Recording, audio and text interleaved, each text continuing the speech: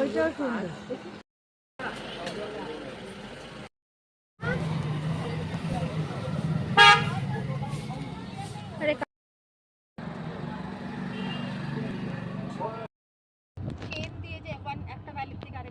হ্যাঁ হ্যাঁ, ওটা কি জিপ লাইনিং? হ্যাঁ, আর জিপ লাইনিং থেকে শুরু হয়েছিল, তারপরে একটা ওই ব্যাম্বু ব্রিজ দিয়ে পার করা। জল কমে গেছে তো।